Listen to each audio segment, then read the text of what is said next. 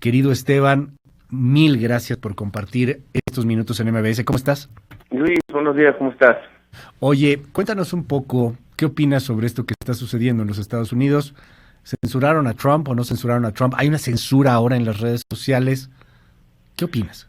Pues todo depende obviamente con el que se mire, pero honestamente, si seguimos las reglas de Estados Unidos, si seguimos la Constitución de Estados Unidos, que es la que debe de seguir Donald Trump, aunque muchas veces no le haga caso, pues realmente no es censura, según la primera enmienda estadounidense, que eso también se le olvida a mucha gente, también aquí cuando hablamos de libertad de expresión y de censura, la censura no se da entre privados, la censura se da por parte del gobierno y por parte del Estado en contra de particulares. En Estados Unidos, al menos, existe la idea de libre mercado y entonces, si alguien no está cumpliendo con los términos y condiciones, con lo que llaman así en Estados Unidos, términos de servicio, pues se le puede echar la plataforma, porque la idea es que esa persona puede utilizar cualquier otra plataforma. Si no estás en Twitter, estás en Facebook. Si no estás en Facebook, estás en Snapchat. Si no estás en Snapchat, estás en otra cosa. Aquí el asunto obviamente es que a Donald Trump, como bien dices, lo han ido echando de una por una de todas las plataformas hasta que ya no le queda ninguna.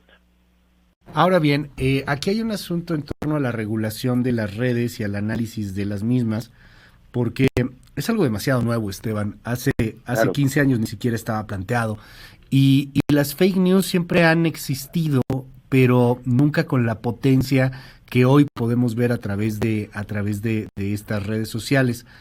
¿Qué opinión te merece eso? ¿Hacia dónde tendría que partir una regulación, si es que esta debería de existir, o es que también dentro del marco de la libertad, pues todos tenemos la libertad de ser tan estúpidos como queramos y de creer que hay una conspiración por la COVID y de creer que la Tierra es plana y de creer que hay una conspiración de pederastas políticos en Washington como es el QAnon que está pues tratando de dominar al mundo, o de creer en los reptilianos?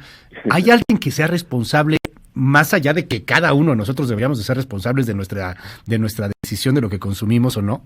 Pues es que mire, eso es muy interesante, como dices, todo es un fenómeno relativamente nuevo y las redes sociales nunca se han visto a sí mismas como un medio de comunicación, es decir, como alguien que tenga control sobre su contenido y tenga poder de edición. Mark Zuckerberg siempre ha dicho, Facebook es una plataforma donde cada quien puede venir a decir lo que se le antoje siempre y cuando cumpla con estas condiciones, ¿no? Aquí lo que sucede, al menos lo que sucedió en el caso de Twitter, es que si bien Donald Trump violaba constantemente estas condiciones, los términos y condiciones estipulados por Twitter, a Twitter le parecía más importante el valor noticioso de lo que decía Donald Trump que cualquier regla que pudiera estar rompiendo dentro de este contrato. Sin embargo, en el contexto actual, dada la transferencia de poder en Estados Unidos, de la transición presidencial, pues entonces las grandes redes tomaron una decisión distinta, una decisión que sienta un precedente, y una decisión pues que va en contra de lo que habían dicho. Entonces también ahí tenemos el tema de cómo sustentar lo que están haciendo ahora, ¿no? ¿Por qué en este momento sí dicen ya suficiente, señor Trump, ya no lo queremos más aquí, cuando antes se le había dicho, no hay problema, usted puede tuitear lo que usted quiera, si usted quiere insultar a los mexicanos, insúltenlos, si usted quiere llamar a la insurrección,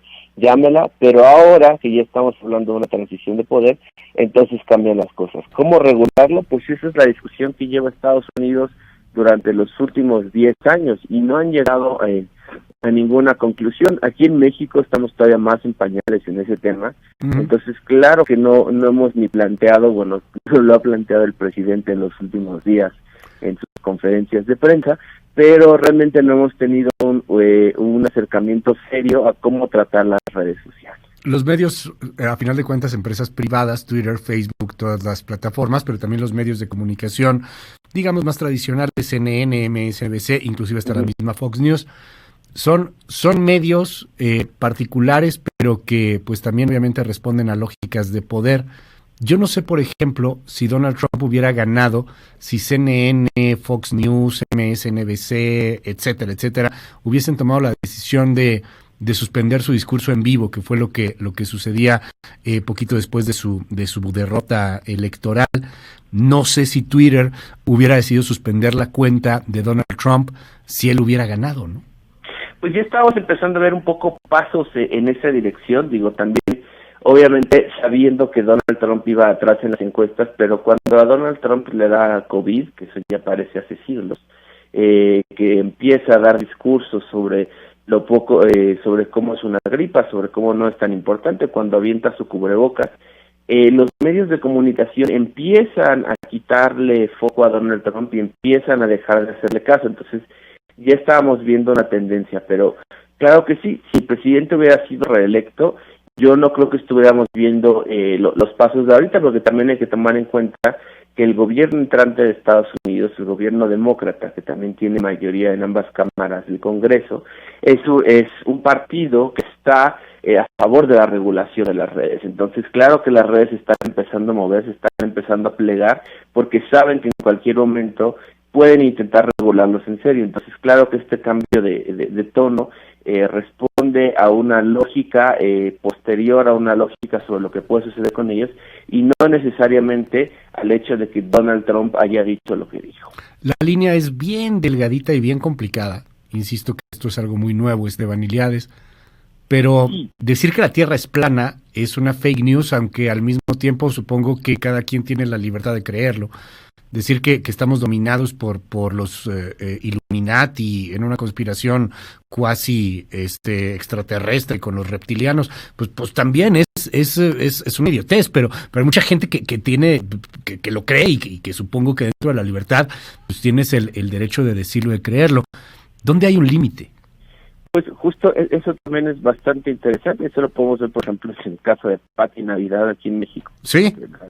El límite, según las compañías ahora, es cuando uno empieza a fomentar, sea el odio, la violencia o el daño contra uno mismo. Entonces, cuando tú empieces a decir que el COVID se cura con un tecito de guayaba, entonces le estás diciendo a la gente que vaya en contra de su propia salud y que se exponga a un virus, ¿no? Entonces ahí empiezas a generar tú un daño a otra persona, empiezas a fomentar un daño.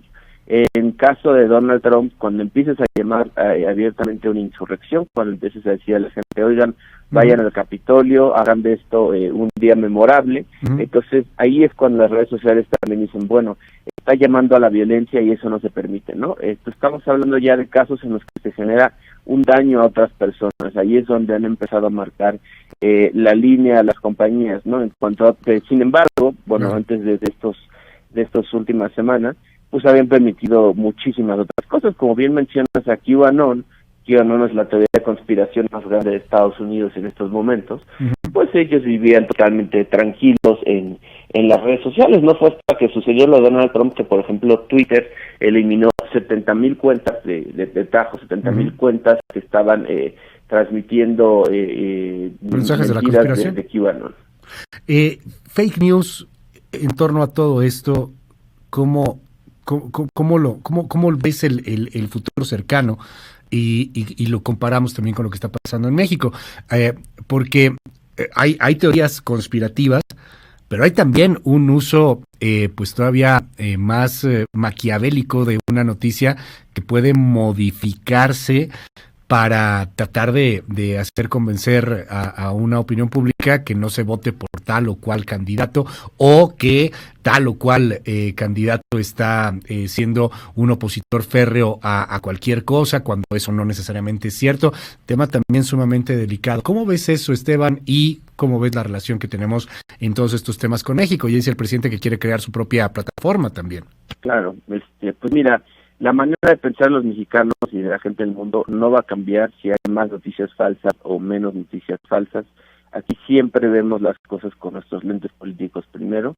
Lo que sí va a pasar es que va a haber más polarización, es decir, mientras más noticias falsas veamos, mientras más contenido de este tipo veamos, más odio veremos y más violencia veremos. Cuando tú ves en las redes sociales que se comparte una noticia sobre el gobierno, inevitablemente sale gente de ambos bandos a decir, bueno, de los que son antigobierno, obviamente a decir ya ven, y de los que son del gobierno a no escuchar argumentos tampoco, ¿no? Entonces, realmente lo único que va a hacer es que estas posiciones se separen cada vez más y que la gente pueda discutir menos sobre estos temas. Lo que sí es cierto es que lo veremos mucho más, o sea, todo este tipo de noticias, de no de noticias, sino de desinformación, claro que la vamos a ver mucho más, no solo en las redes sociales estadounidenses que ya están llenas de eso, sino en las redes sociales mexicanas. Yo lo advertí en la elección de 2018, ahí apenas estábamos empezando con esto de las noticias falsas, pero ahora ya para 2021 y no se diga 2024, vamos a estar absolutamente inundados de todo este contenido.